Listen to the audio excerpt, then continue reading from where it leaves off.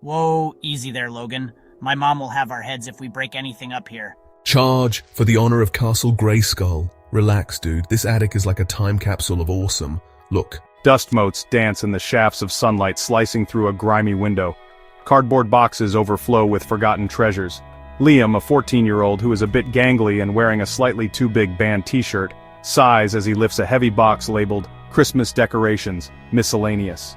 Logan, an energetic 12-year-old sporting a backwards baseball cap, rummages through a box of old toys, a toy sword held aloft. He swings the toy sword, nearly knocking over a precariously stacked tower of board games.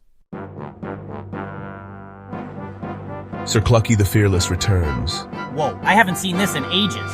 What is it, some ancient wizard spellbook? He holds up a rubber chicken. Liam, managing a small smile, then returns to his box. He pulls out a thick, worn sketchbook with faded crayon drawings on the cover. Logan, abandoning Sir Clucky, peers over Liam's shoulder. Super strength Liam can lift a whole school bus. Flying Logan zooms faster than a jet. Together, telekinetic tornado twins. Dude, we were so dorky. Telekinetic tornado twins, seriously? Tell me about it. I totally forgot we even made this. We were obsessed with superheroes back then. What's that one? Aquaboy Logan controls the mighty oceans. Nice. Too bad the only ocean around here is Mrs. Henderson's bird bath. They both chuckle. Liam flips another page, showing a drawing of two figures high-fiving surrounded by a faint blue aura. The caption reads, Mind Meld Power Up. As Liam's finger traces the drawing, a strange tingling sensation runs up his arm. He glances across the attic. A small, dusty snow globe sitting on a shelf a few feet away subtly shakes. Liam blinks, thinking he imagined it. Liam's eyes are still fixed on the snow globe. It shakes again, a little more noticeably this time.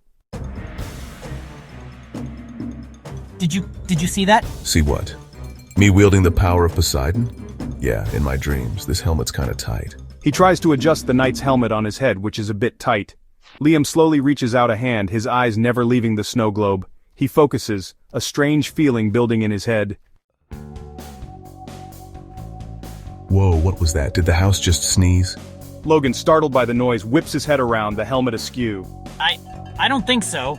Liam stares at the fallen snow globe, his hand still outstretched. His eyes widen with a mixture of confusion and dawning realization. He looks at his hand, then back at the snow globe. He closes his eyes, concentrating. This time, the snow globe on the floor rattles slightly. Logan, taking off the helmet, a look of bewildered curiosity on his face. Liam, what are you doing? You look like you're trying to win a staring contest with a dust bunny. Liam opens his eyes, a flicker of something unreadable in them. He looks at Logan, a slow smile spreading across his face. Logan, I think we might have been less dorky than we thought. He takes a tentative step back, still looking at the fallen snow globe. He feels a strange lightness in his limbs, a buzzing energy under his skin. What do you mean? Did you somehow knock that thing over with your mind? That's kinda weird, but not exactly superpower-y. Whoa, what the?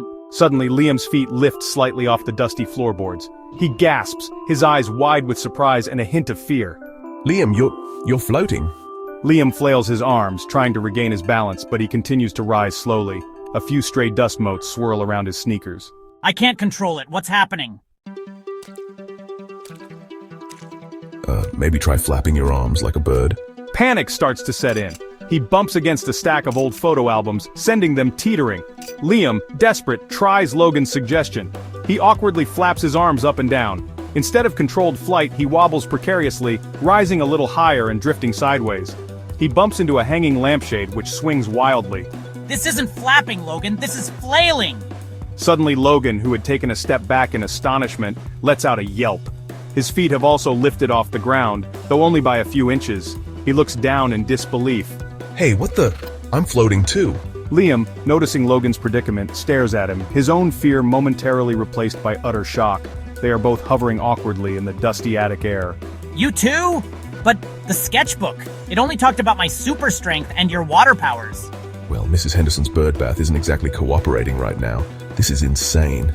They drift closer to each other, their eyes wide with a mixture of terror and disbelief. The sketchbook lies forgotten on the floor. Okay, don't panic. Maybe if we just try to go down? They both try to will themselves downwards, frowning in concentration. Nothing happens. They continue to drift slowly upwards, closer to the low, slanted ceiling of the attic. We're gonna hit the roof. Think happy thoughts? Is that how it works? They both close their eyes, trying their hardest to think of something grounding. Ow! Okay, happy thoughts aren't working. Suddenly, Liam bumps his head gently against the wooden beams of the ceiling. Liam, watch out. Too late. With a soft but distinct crack, Liam's head pushes against a section of the roof.